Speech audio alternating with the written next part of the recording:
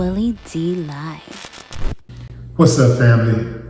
If you love good conversation and you have not done so already, click the link in the description and subscribe to Willie D Live Conversations on YouTube. In the latest installment, I spoke with Lathan and I asked him about America and Donald Trump, your president. And family, Van knocked that thing out the park. One swing knocked it all the way out the park. I want y'all to check out what Van said. Leave your comments and I'll come back with mine. When you look at Donald Trump, what's the first thing that comes to mind? America. Expound. The first black president we ever had, Barack Obama, right? He was exceptional in every single way. He was a once-in-a-generation orator, once-in-a-generation style and swag. Editor of the Harvard Law Review. Fantastic student. Came from nothing, built himself into being the president that he was, right? Just went out and just nailed everything to have a chance at that. The guy before him was a C student that had never succeeded at anything. That didn't succeed in business. That didn't succeed as the owner of the Rangers to a degree. That had chance after chance after chance. But he's the president because his ancestors were on the Mayflower. His father was vice president, then president. His Prescott Bush, all of these people, his family goes back. They are minted in America. So then he gets a chance to be the president basically as a C student. Because he was chosen. He was chosen basically as a C student. Donald Trump is that but mutated because he is the version of this country. He is the actual truth of America, which is America is a country that because of money and dominance, nobody else can tell them no. No one can tell America no because the military is too strong, because the lies that the country has told, if they are threatened to be exposed as true, it threatens the world order too much. It's something that you just have to go along with and hold your nose. Donald Trump was born into money. He became a celebrity. All the while, we didn't really know who he was. And now that he has the perch that he has, he doesn't really stand for anything. He doesn't really believe in anything. The one thing he stands for and believes in more than anything is the idea of Donald Trump. The idea of who he is. And people, look, like Donald Trump will literally make a promise and then his campaign will walk it back. Donald Trump will say something, then people will be like, that's not what he really meant. People believe in Donald Trump so much that it doesn't matter what he actually does. It just matters what he says. So with America, people believe in America so much, it doesn't matter if black women have the highest rate of maternal mortality. It doesn't matter if you have all of these people that don't have access to health care, running water, clean water. It doesn't matter any of that. You believe in America so much that I could tell you, hey, right now things aren't equal. We're not all living in the same. We don't all have the same. Nah, it can't be true. You can't have that in this country. If the schools are decaying. If the schools are decaying. If everybody's getting shot up where you're from. If everybody has HIV where you're from. If everyone, I talked to a lady and we were in North Carolina. I can't remember this lady's name, but she said something so crazy. She was like,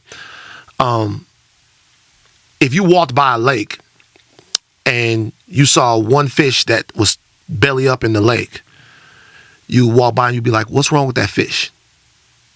Now, if you walk by that same lake and you saw 300 fish that were belly up, what would you say? What's wrong with the lake? You'd say, what's wrong with that lake? Right. Right? Right. But it doesn't matter how many fish go belly up in America. It's never the lake. And it doesn't matter how many times Donald Trump fucks up what he does, how he screws up, be it January 6th, be it the phone call where he's talking to Raffensperger, asking this man to find the votes, be it the big lie, whatever it is, It's never Donald Trump. Be it to grab it by the... It's never him. Yeah. It's always somebody that's out to get him. It's always somebody that has it in for him. It's never him. And the most American thing is never having to say you're sorry. We were slaves in this country for all of this time, built the wealth of this country. We have to drag an apology out of America, and they still won't really apologize, because if they really were going to apologize, they would reimburse us for all of the work that our ancestors did, right? But America's too big to say I'm sorry. And arrogant. And so to me, when I see him, people say we were eventually going to get here, where truth didn't matter, where decency didn't matter, where none of this stuff matters. The only thing that mattered is whether or not you think this person will give you an advantage over the rest of the people in America that you think are lesser than. And so to me, when I see him, it's not grotesque or anything to me. It is to me. I mean, I get it, but what I see is the natural progression of having zero. I think his skin stink. But good. It look like it stink. It look like it's pulse. It's about to, I just look at him.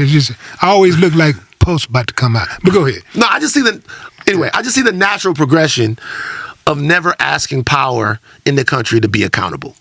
Told you. Van ain't said nothing wrong. He called a strike and a ball, because everybody knows Donald Trump is a super dummy. The boy is slow. The only reason why he's in the position he's in is because of nepotism and his skin color. That's right, I said it. And the only reason why a lot of people want to vote for him is because of his skin color. They talk about that Kamala Harris thing. You shouldn't just be voting for a president because of their skin color. They're over there doing the same thing.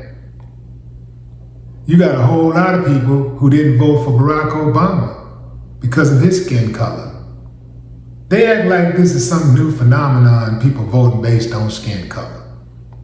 I mean, you really should be voting on policy, but let's not act like Kamala Harris started this. He hit the nail on the head when he talked about George Bush being a C student. George Bush is from Texas, like me. And I know a whole lot about George Bush and his family. Yeah, man. George Bush was working on a ranch at 30 years old. He was still kicking it, still having fun, partying and all that stuff. And his daddy and his daddy's partners said, let's get George to run. Let's prop him up to run for president. Jeb ain't gonna do it because Jeb, he ain't got the balls to do what we need him to do, And, George, he follows orders pretty good, so we can keep this thing going. And that is the only reason why somebody as slow as George Bush could become the president. Then you had Barack Obama, a black man who had to be so intelligent to get the job that he had to be the president of the Harvard Law Review. Enough said. No more talk.